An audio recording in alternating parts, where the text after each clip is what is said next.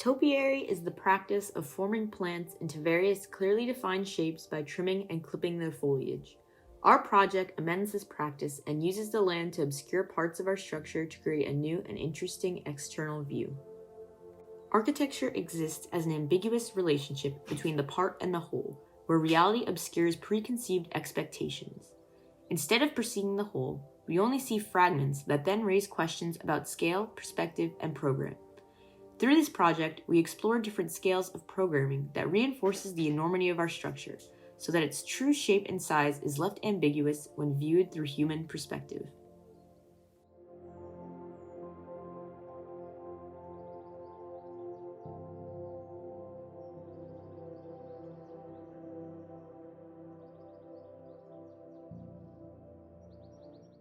Our manifesto is an exploration of the integration of architecture and nature at the scale of nature, and charts the human experience from urban landscapes to the natural world.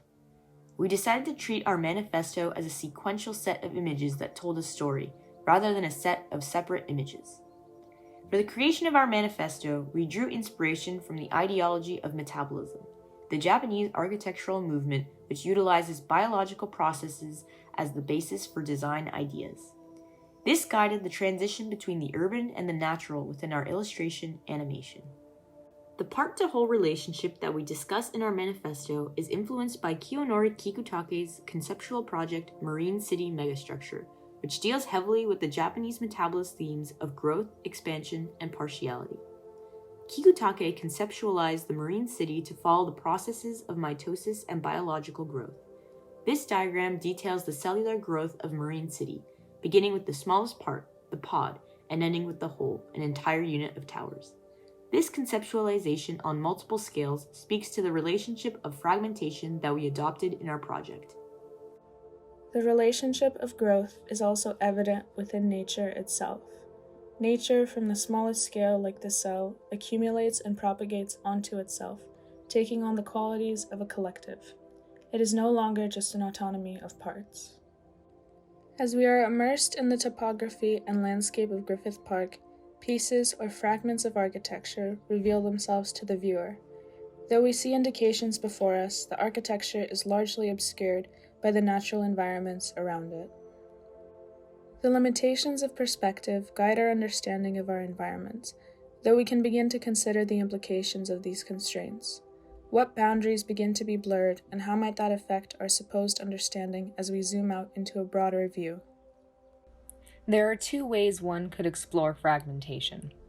The first is through a collective of many small structures, and the second is through a single structure that can only be experienced fragmentally, which is the route we've chosen to take.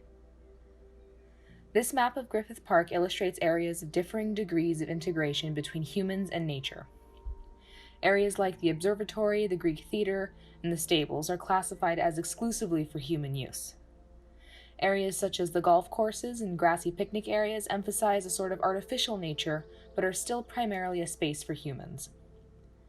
The hiking trails are a transitional space. They are artificially constructed and intended for human use, but they begin to delve into the nature of the park.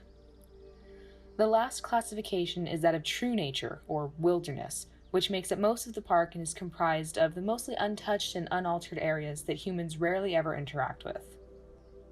Instead of leveling or backfilling the land, processes that we found very destructive, we decided to integrate our structure with the terrain, allowing it to burrow underground in some places, represented in dark green, and remain suspended above little valleys by slender columns in other areas. This intersection with and suspension above the land created unique interactions with the existing pathways, some of which now snake beneath our structures or give access to the top of it. In a few locations, parts of the existing paths are completely obscured by our structure and are no longer traversable, and are represented in our diagram as the red path sections. The different programs in our structure further our ideas of fragmentation, combining notions of the individual and the collective, the small and large, and the private and public. The juxtaposition of these many programs and typologies results in a space where, as you move through plan and section, you also move through program. Our combined zoning diagram allows us to visualize the spatial overlapping of our various programs and to gain a better sense of our structure as a whole. By populating a plan of the second floor, we are able to further understand the scale and size of our project. The access points of our structure are arranged fragmentally due to the structure's integration with the landscape. As the boundary between land and building shifts, the opportunity for multiple entrances emerges, below the structure, above it, even within the columns. The entirety of our structure is about 4 million square feet, with 3 million square feet of occupiable space. The structure includes 250 apartment units of varying sizes and 12 transitional housing units for a maximum residential capacity of about 900 people. The total maximum capacity of our structure, including housing, is about 26,000 people.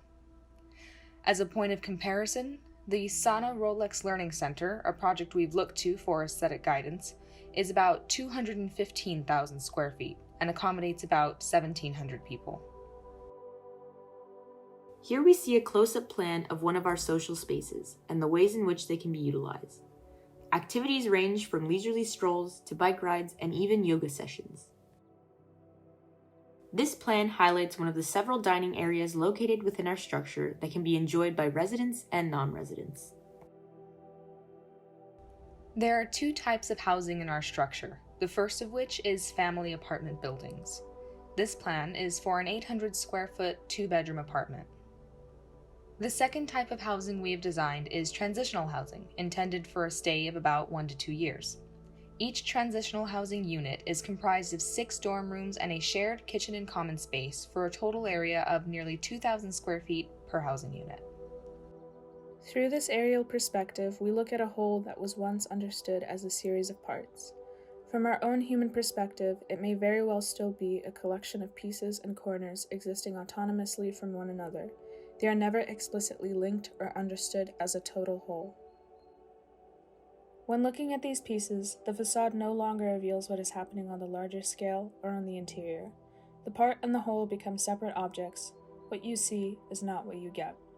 Our new manifesto image surveys the same fragments as before, but through a new familiarity offered by a reading of its totality. The once obscured hints of architecture are given new context. Deviating from the urban into nature, we now return back to the urban, or rather the simulated urbanscape, where scale and program still hold a sense of ambiguity, both looking from the outside and from within.